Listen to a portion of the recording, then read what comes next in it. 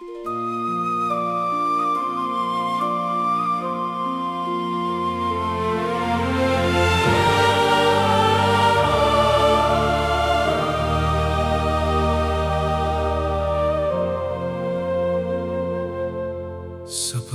saganang akin ang mabuhay ay si Kristo, at ang mamatay ay pakinabang. Magkaroon kayo sa inyo ng pag-iisip na ito'y na kay Kristo Jesus din naman, na siya bagamat nasaan yung Diyos, ay hindi niya inaring isang bagay na nararapat.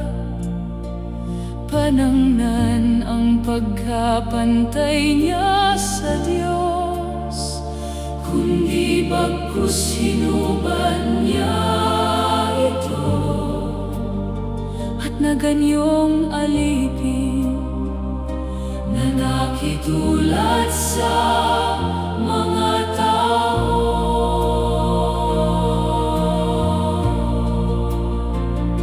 At palibhasa'y nasumpungan sa inyong tao, siya'y nagpakababa sa kaniyang sarili, na nagmasunurin hanggang sa kamatayan.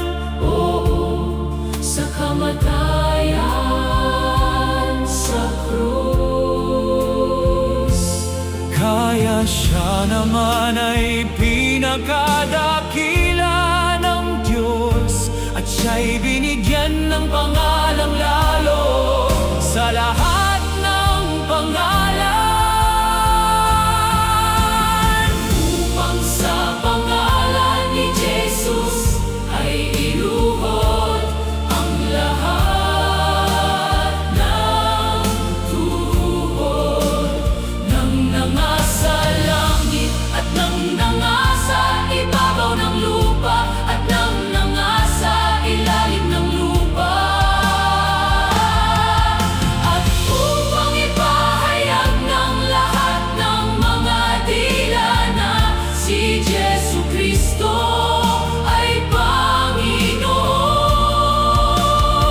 sa ikaluluwalhati ng Diyos Ama, mga galak kayong lagi Sa Panginoon, muli kong sasabihin, mga galak kayo.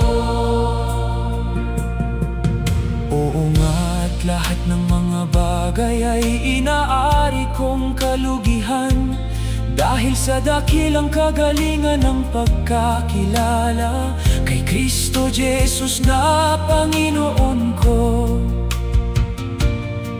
Isang bagay ang ginagawa ko, na nililimot ang mga bagay na nasa likuran,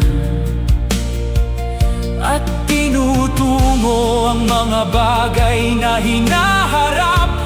Nagtutungulin ako sa hangganan, sa gantimpala ng dakilang pagtawag ng Diyos na kay Kristo Jesus. Upang sa pangalan ni Jesus ay iluhod ang lahat ng tuhod, ng nangasa langit at ng nangasa ibabaw ng lupa, at ng nangasa ilalim ng lupa.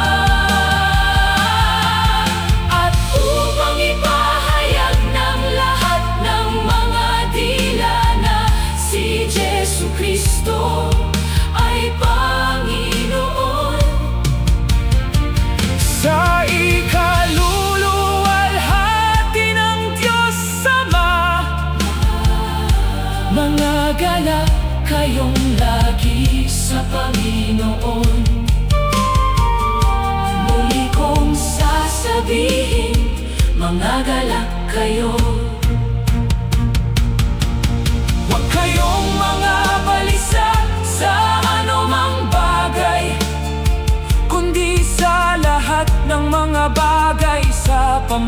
pamamagitan ng panalangin at daing na may pagpapasalamat, ay ipakilala ninyo ang inyong mga kahilingan sa Diyos.